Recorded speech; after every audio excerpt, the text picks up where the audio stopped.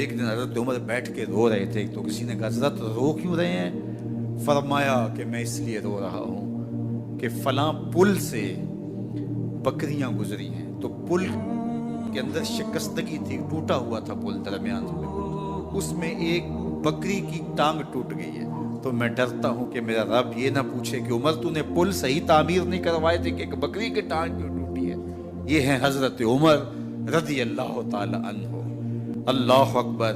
تو اللہ تعالیٰ جل شانہ نے حضرت سیدنا عمر بن خطاب رضی اللہ تعالیٰ عنہ سے جو کام لیا، مختصر دور خلافت کے اندر 10 سال 6 ماہ 4 دن آپ نے خلافت فرمائی ہے، لیکن کہاں سے چلے اور یہاں مکران تک، بلوچستان کا حصہ ہے، یہاں تک آپ کے سلطنت کی حدود وسیع ہوئی، ادھر آرمینیا تک جا پہنچے، حمص فتح کیا، قادسیہ، یرموک۔ آپ ذرا دیکھیے کہ کہاں تک آپ کی فوجوں کے گھوڑے دوڑتے رہے، اور اللہ تعالیٰ جل شانہ نے ان کو جو توانائی، عدل و انصاف کی قوت عطا فرمائی۔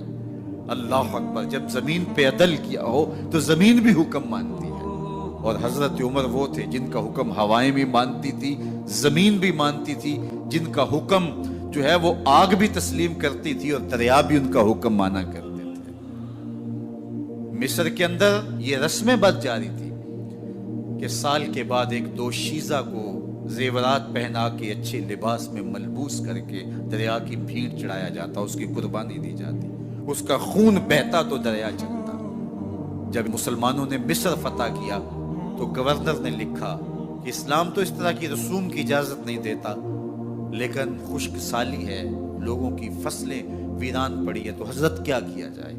تو حضرت عمر رضی اللہ تعالیٰ عنہ کاغذ کے ٹکڑے پہ لکھتے ہیں بسم اللہ الرحمن الرحیم، مصر کے نیل کی جانب عمر کا خط لکھتے ہیں، اے نیل اگر تو اللہ کے حکم سے چلا کرتا ہے تو چل، ورنہ ہمیں تیرے چلنے کی کوئی حاجت نہیں ہے۔ اور قاصد کو کہا یہ خط لے جاؤ اور جا کے دریائے نیل میں پھینک دو۔ قاصد جا کے خط دریائے نیل میں پھینک دیتا ہے، پانی آتا ہے، ایسا دریائے نیل چلا، 14 صدیاں ہوئی ہیں آج تک کبھی بند ہی نہیں ہوا۔ دریا حکم مانتے ہیں، آگ نکلتی ہے، لوگ حضرت عمر رضی اللہ تعالی عنہ کے پاس آئے، حضرت لاوا پھوٹا ہے، آگ نکل رہی ہے اور مدینے کی طرف بڑھ رہی ہے، اب کیا کیا جائے؟ فائر بریگیڈ تو زمانے میں تھی نہیں۔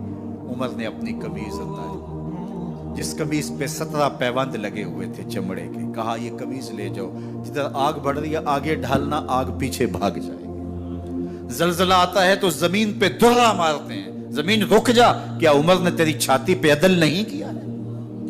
تو یہ عمر ہیں رضی اللہ تعالی عنہ کہ جن کے انصاف کی وجہ سے، جن کے عدل کی وجہ سے اللہ تعالیٰ کی رحمات، اس کی برکات کا نزول ہوتا تھا، اور اللہ تعالیٰ نے مسلمانوں کو وہ آبرومند حکومت دی۔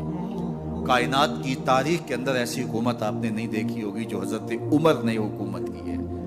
اللہ اکبر۔ فرمایا فرات کے کنارے پہ ایک کتا بھی پیاسا مر گیا تو اس کا حساب بھی عمر سے ہوگا۔ باہر سے سفیر آتا ہے اور آ کے پوچھتا ہے کہ میں امیر المومنین کے، مسلمانوں کے حکمران کے محل میں جانا ہے، تو مسکرا کے کہتے ہیں ہمارے امیر کا تو کوئی محل نہیں ہے۔ کہا کہاں ہے تمہارا امیر؟ کہا مسجد نبوی میں ہوگا یا بیت المال کی اونٹوں کی دیکھ بھال میں لگا ہوگا۔ وہ جب گئے تو مسجد میں نہیں ہے، اللہ اکبر، وہاں گئے تو وہاں بھی نہیں ہے۔ پھر کیا دیکھتے ہیں کہ عمر رضی اللہ تعالی عنہ جنت البقیع کے پاس ایک درخت کے نیچے اینٹ کا سرانہ رکھ کے سوئے ہوئے، تو اس نے کہا عمر تو نے عدل کیا ہے، تجھے کچی اینٹ پہ بھی نیند آ گئی، ہمارے حکمرانوں نے انصاف نہیں کیا، اور وہ بند اور محفوظ کمروں کے اندر بھی سکون اور چین کی نیند نہیں سو سکتے۔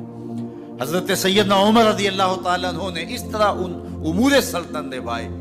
آپ دن کو لوگوں کی دیکھ بھالی کرتے، لوگوں کی ضروریات سنتے سمجھتے، اور جب رات پڑتی لوگ سو جاتے، عمر مدینے کی گلیوں میں پہرا دیتے۔ کائنات نے کوئی ایسا بھی حکمران دیکھا ہوگا؟ اللہ اکبر۔ وہ مجاہد جو مختلف محاذات پہ گئے ہوئے ہوتے، ان کے گھروں کی دیکھ بھالی کرتے، ان کی ضروریات کا خیال رکھتے، ان کی آبرو کا پہرا دیتے۔ راتوں کی تنہائیوں کے اندر حضرت عمر اٹھتے اور جا کے گشت کرتے، چکر لگاتے، دیکھتے کوئی آنکھ پر نم نہ ہو، مفلسی کا کسی گھر میں